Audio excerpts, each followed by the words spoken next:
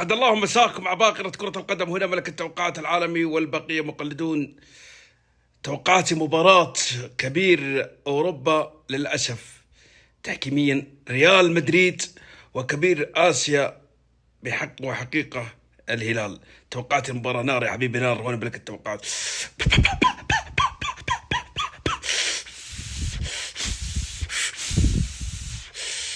آمال العرب كلها واقفة على الهلال صراحة. ما في فريق يستطيع مجرد هذه الفرق العالمية إلا الهلال فقط.